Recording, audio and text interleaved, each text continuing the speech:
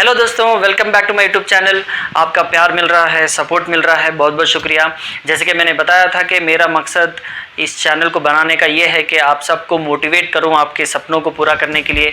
आप भी इस मेरे मकसद को पूरा करने के लिए सपोर्ट कीजिए। इस वीडियो को ज़्यादा से ज़्यादा, मेरे सारे वीडियोस को ज़्यादा से ज़्यादा शेयर कीजिए और ताकि हम 1000 सब्सक्राइब का टारगेट भी पूरा हो सके।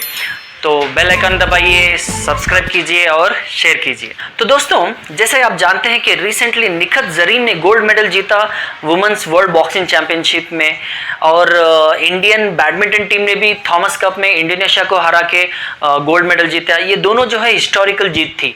ऐसे ही गोल्ड मेडल से रिलेटेड एक इंस्पायरिंग स्टोरी है कैरोली नाम के शख्स की, जो हंगेरियन थे, यानी हंगेरी कंट्री से बिलोंग करते थे। जब आप इनकी स्टोरी सुनेंगे तो ज़रूर इंस्पायर होंगे। बहुत ही इंस्पायरिंग, ज़बरदस्त इंस्पायरिंग स्टोरी है। तो चलिए स्टार्ट करते हैं। 1938 की ये कहानी है। हंगेरियन आर्मी में एक शख्स थे जिसका नाम कैरोली था। वो उस वक्त के सबसे बेस्ट शूटर थे, यानी निशानेबाज थे।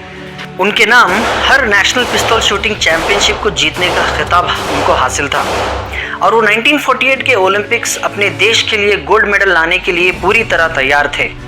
और हंगेरियन के लोगों को भी कैरोली पर पूरा कॉन्फिडेंस था कि वो श्योरली गोल्ड मेडल लाएंगे, क्योंकि वो कोई सिर्फ नॉर्मल शूटर नहीं थे।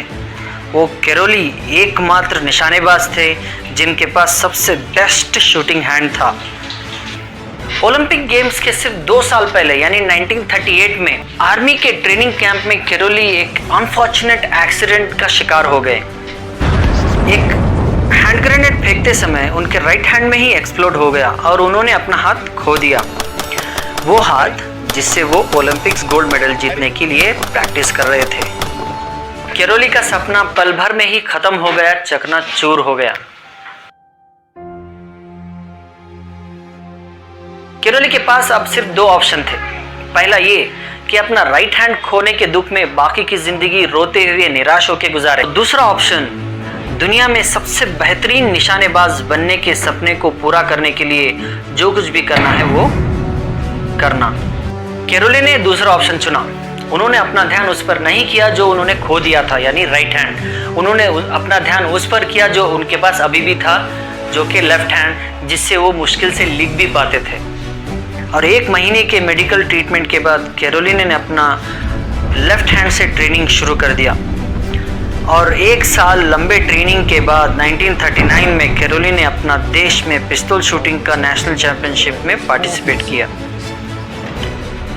बाकी सब पार्टिसिपेंट ने कैरोली को कम नज़र से देखा, और कैरोली की इंजरी के लिए वो सब उनको बेचारा समझ रहे थे। लेकिन भला उनको क्या पता था कि कैरोली उन सब को पीछे छोड़ देगा और अपने इकलौते लेफ्ट हैंड से चैंपियनशिप जीत लेगा।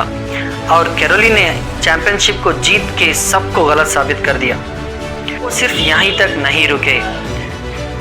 वो चाहते थे कि ना सिर्फ उनका हाथ उनके देश का सबसे अच्छा निशानेबाज हाथ बने, बल्कि वो चाहते थे कि उनका हाथ दुनिया का सबसे अच्छा निशानेबाज हाथ बने। उनका गोल क्लियर था। वो 1 साल बाद ओलंपिक्स जीतने के लिए पूरी तरह तैयार थे। The first cannon shot of the लेकिन Second World War unfortunately on Danzig. Olympics second world war की वजह से कैंसिल हो गए। लेकिन वो निराश नहीं हुए।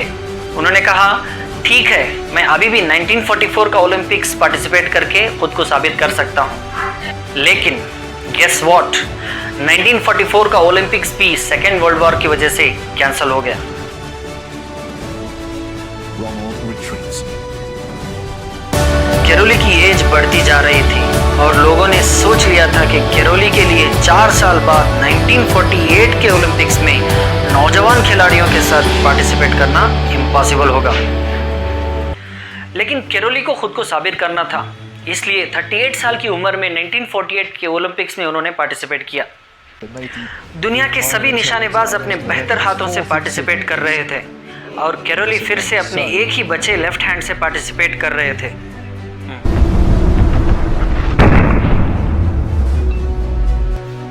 आपको क्या लगता है कि ओलंपिक गोल्ड मेडल किसने जीता? ऑफ कोर्स एक ही हाथ वाले कैरोली ने लेफ्ट हैंड से गोल्ड मेडल जीता। लोगों ने सोचा कि वो अब यहीं रुक जाएंगे, लेकिन उन्होंने ऐसा नहीं किया।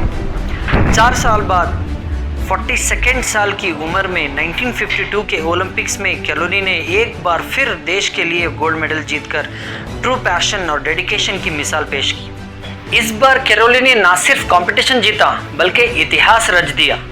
उनसे पहले किसी ने भी इस शूटिंग कंपटीशन में लगातार 2 बार गोल्ड मेडल नहीं जीता था। तो कैरोली सही मायने में एक हीरो थे।